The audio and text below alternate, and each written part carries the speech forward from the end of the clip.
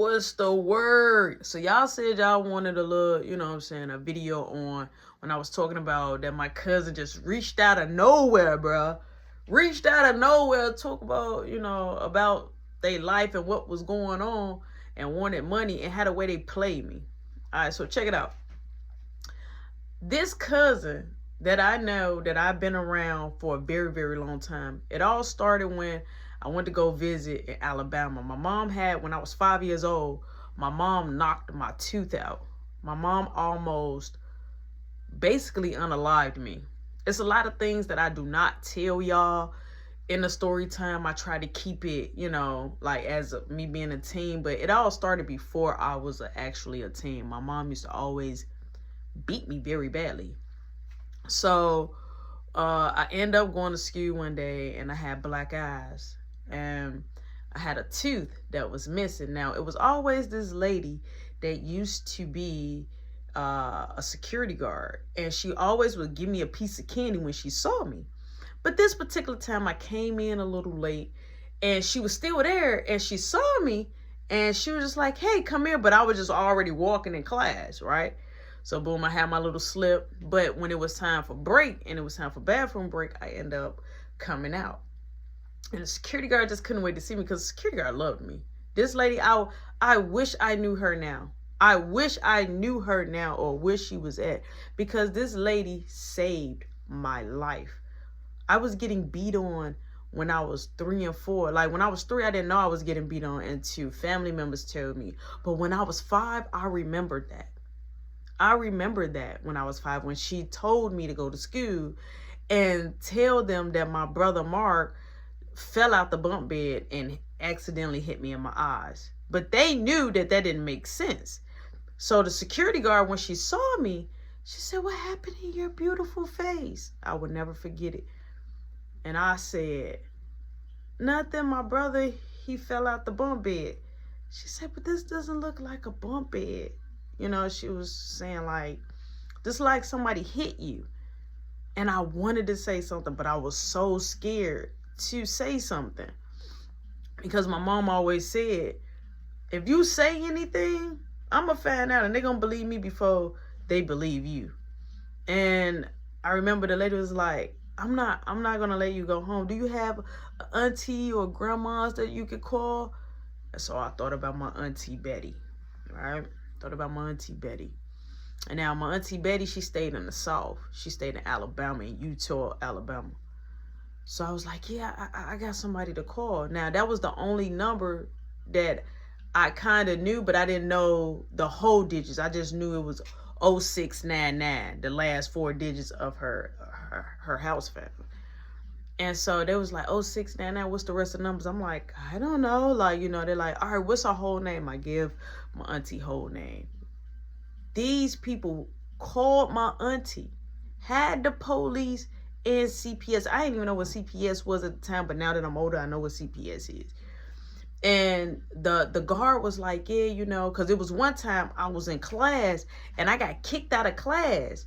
I'm talking about at 5 years old because I wouldn't sit down. And I kept telling the teacher, like, I can't sit down because my posterior hurted. And when they took me to the nurse and they pulled my pants down, they saw that I had bruises, like real legit bruises. So this was the second time that they saw like it was something wrong, like it was an error. So they ended up reaching out to my auntie. My auntie was like, it's gonna take me a long time to get there. Like, she gonna drive. My auntie drove, right? They let me go home. They didn't tell my mom nothing. They let me go home. I kept coming to school every day. But my mom at home, those days felt like forever because I was getting beat down. But I was expressing to the cops and they were like, please don't tell my mom. Don't tell my mom. My dad is this. I was like letting them know, like, please don't tell my mom. And that's what they did. They did not tell my mom at all. It just came that, you know what I'm saying? Like, it was 2 days, but it felt like forever. I came there and then they told me to go straight to the office. When my mama dropped me off, they told me to go straight to the office, right? My mama is gone. She dropped me off at class. I go straight to the office. My auntie is right there. My auntie, she's there. My cousin, the one that's begging me now, she's there. You know what I'm saying? My family is there. All right, boom. They end up taking me. all the way to Alabama. Now we're talking about, you know what I'm saying, like, this was very sentimental to me, and I felt like, as looking back, like, my auntie Betty really, really loved me. Like, no matter how far she was, even when I became a teenager, even when I first got my first place, she had helped me fill out. Like, she passed away 4 years ago. Like, she was the one that knew that I was going to be something. She always believed in me. She instilled God in me.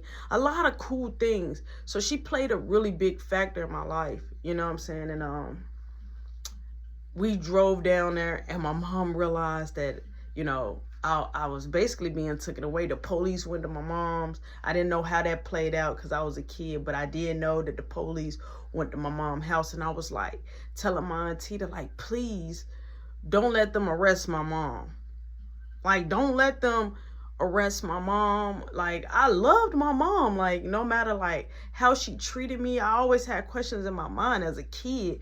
Like, why she don't love me? People used to say I looked like my mom, and my mom would be like, no, ew, we do not look alike. Like, who do I look like then? You know what I'm saying? So I get down there. I enroll in SKU for a year. My auntie ended up talking to my mom. My mom ended up like, oh, I'm going to parenting class, right? They had a thing where it was like she had to go to parenting class. Now, mind you, my mom is young, so they was kind of giving my mom the benefit of the doubt. So my mom was going to some of this called parenting class and things like that. And she was like, I just want to talk to Rody Doty. Let me talk to Rody Doty. I used to get on the phone. And my mom would talk to me, but she was like, she would make me feel bad, like, oh, you know, your brother is doing something. I'm so happy that I got, you know, your brother. You know what I'm saying? This is when she just, you know, at the time had Marky before Caleb came. And she was just saying how much she loved Marky at that time. And time progressed. I was loving it there. I thought it was amazing, me being with my auntie.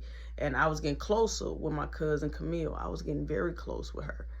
And she became my favorite cousin, and everybody knew her from her high school. They used to call her Ear. Everybody knew her. She had all the girls, all the dudes liked her.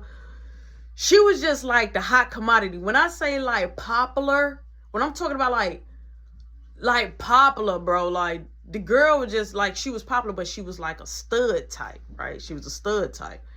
So she used to take me to McDonald's. She used to drive with the knees. I used to just admire my cousin a lot. And in my mind, I was like, yo, this is like a family member I never had. Now, boom, time progressed. I ended up going back with my mom and things like that, right? So it was a situation now that I'm older, right? I'm older, and my mom is still constantly beating on me. But now I'm becoming a teenager, and I'm like, yo, I'm going to run away, right? This is my first real big runaway. This is my first real big runaway. So I'm like, I'm going to run away. But before I run away, I need to call to make sure I got somewhere to stay, because I was very, very, very, very nervous, right? Because I didn't know, like, once you run away, where do you run to? Who do you run to, right? I used to think about small things like that, like, even though I was a teenager. And this is a lot of things that I don't put in my story time, because I don't want you guys to look at my mom like, man, you know, in a different way. But I knew what she was, right? I knew what she was, but I still just try to do story time so people can have a learning lesson. And people, you know, people are going through what I'm going through now. And I like that a lot of people indulge into my story time, because I want them to learn. Like, story time is way more bigger than me just, you know, doing what I do. Like, I was literally doing teenager stuff, and I was really getting beat down, but y'all don't know the whole full background, because I don't put that out there, because I want y'all to enjoy, like, just a learning lesson. Like, I'm focusing on the learning lesson. But my mom was like, when certain people be in the comments like, oh, she's scary. Like, imagine her in real life. Like, when I say can look at you and make you feel like it's hunting season, it's demon time. When I tell you I was scared of my mom, I used to know when she was on her way, I would bite my nails and say, Marky, mommy coming. And we would look out the window and she would be busting the corner. That's how scared my mom had me, right? So boom, I was like, I'm going to make my big first runaway. So I called a lot of family members, right? I called a lot of cousins, like people I'm growing up with, and my oldest cousins. Like, and the person I'm talking about, Camille, she's my she an older cousin. So I'm thinking, like, for sure, right? Now, she got my number. I got her number. But I'm thinking, like, look, when I run away, I'm making a big bang. So I'm like, man, nobody gonna be able to help me, but I got some friends that I can at least stay with from, you know, bounce house to house. I hop out the window, make my first big runaway, right? My mom is calling the cell phone that she bought me, and she's freaking out like, where are you? You're gonna get me in trouble. You know, the police is looking for you. We're gonna find you. You're gonna make me beat you. See, this is why I beat you, and they don't understand. Like, she's trying to scare me to make me come back home, but I'm not. I'm scared already. I might as well just go out here in the wild. She like, anything can happen to you. She calling me like dumb, all type of names. She calling me all type of names on the phone. So I hung up in her face for the first time. Boo! I know that angered her because she kept calling and calling and calling. I powered it off. So I know that ate her up. She left a voicemail, something so vicious. I can't even say the words because I don't even think they'll probably let this video. When I say I was every name in the book, she like, I'm going to treat you like on the street. When I say my mama was just on one, she was always on, and she was young with it. So boom, as I'm out there in the street, I'm knocking on doors like, can I stay here? And they asking their mama. Their mama like, yeah. Their mama like, yeah, because I was overall a good kid. So I end up letting my auntie know again, and I end up telling Camille, right?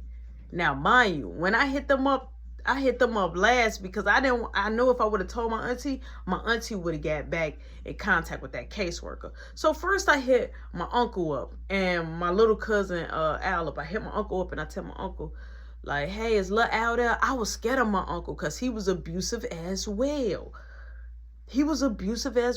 So I'm talking to his son. I'm like, hey, I need a favor. He like, what? I'm like, you gonna be home tomorrow? He like, yeah. I'm like, all right, cool. I hang up. I'm spending the night, boom, I get up bright and early. Because I know my uncle got to go to work and he leave like 4 or 5. So I get up, I leave, I travel. I'm asking people, how do you get to this address? Because I didn't know how to get there. My mom had me so sheltered that I didn't even know how to get there.